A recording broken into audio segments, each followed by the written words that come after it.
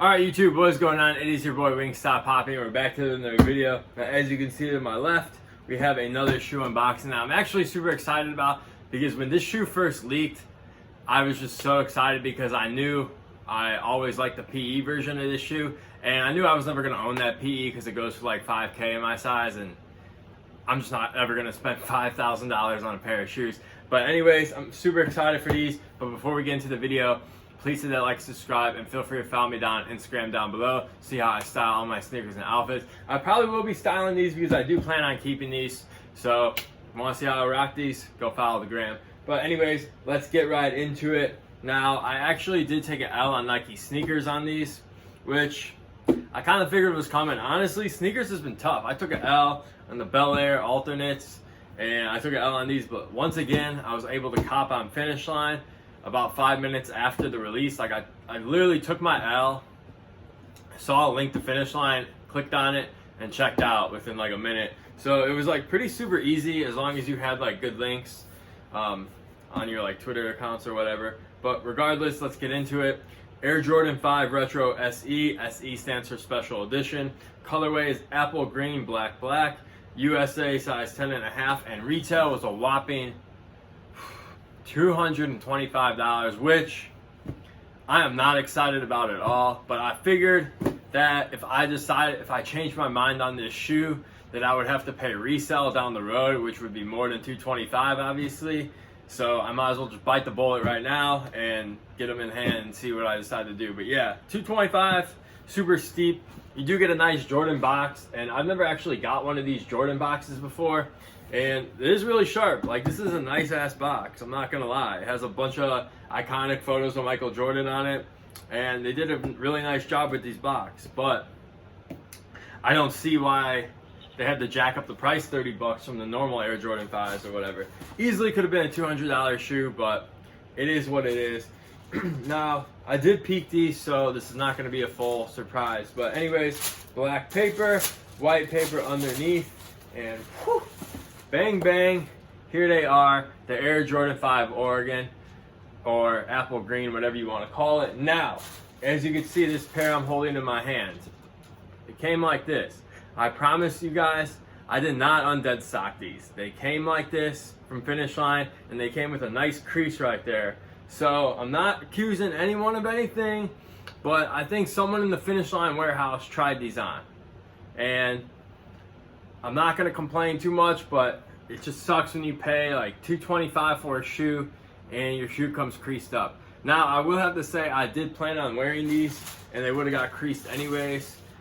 So I guess in the grand scheme of things, it's not really that big of a deal, but it still sucks when you expect to get a dead stock shoe and they tried it on. Now, the right pair is still dead stock. So I know you guys are probably not gonna believe me and you think I undead stocked this, but I promise you guys, they came like that.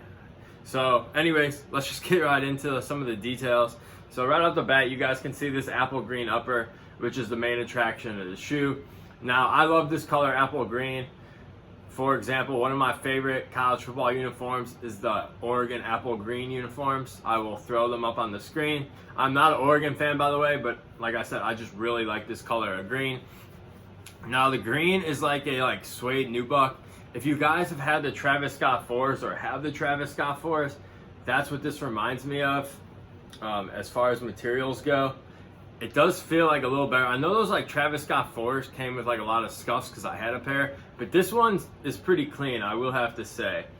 And they're getting up to like the lace lock is going to be all black, and you do have a yellow Jumpman on the lace lock. I can't really see it, but it's there. And then our tongue is going to be a black 3M tongue with a blacked out Jumpman. Now, on the Oregon PE, it has a blackout O, and it has the duck on the back. Those are really the only two differences. I'm not sure about the shade of green. Someone with the PE would have to compare. Obviously, I don't have the PE, so I can't compare. But anyways, I really do like this blackout tongue. Some people were saying it would have looked better with a yellow Jumpman, which might have been the case, but honestly, I like it blacked out. It's just like kind of more stealthy looking. And then behind the tongue, you got the word elevate. Now, I don't know if this is an Oregon term, but they decided to put that on there. It might be an Oregon term. Like I said, I'm not an Oregon fan, so I wouldn't know. But what I do know is this sock liner, I think, resembles like the Oregon wings.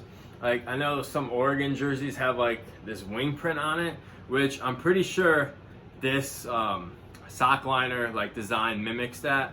And then our insole is yellow with a black Jumpman. And then one other thing that really bothered me about the shoe when I saw pictures was the back of the shoe, which features the Jordan team tag instead of what would be the duck or say like the Jumpman on the regular Air Jordan 5s. Now in person it doesn't look as bad. Like I said, this is my first Jordan 5 with this patch on the back, and like I said, I guess it doesn't look too bad in person. Obviously I would prefer the duck, or I would just prefer a black Jumpman, but it is what it is. Now getting to the bottom of the shoe, it's pretty much just a black bottom, icy blue sole. However, it's not as icy as the Air Jordan 5 Fire Red in my opinion. And then of course we have a Jumpman and then the Jordan branding right here, and of course our yellow shark teeth to finish out like that Oregon theme. Now, how would I rate these on a scale of 1 to 10? I'd probably go like a 8.3. I would like them, if they were like $200, I probably would have gave these a 9 out of 10, but that $225 price point just like kind of brings them down a notch in my opinion. Now don't get me wrong, it is a nice shoe, and if you're a fan of Oregon or you're a fan of this color green, you're definitely gonna love this shoe. And yeah, that's pretty much it. I mean, a standard Air Jordan 5. Now, I forgot to mention sizing on these. Since these did come on dead stock, I decided to try on the pair, and I will have to say, this Air Jordan 5 fits way better than the Fire Red 5, in my opinion. It fits way more true to size. Like, this one fit me perfect. The OG Fire Red 5 had a little more room. So, for sizing, go true to size. Do not go down half a size. Just stay true to size and you will be a-okay. But yeah, that's gonna do my video for today. I do have some more videos coming.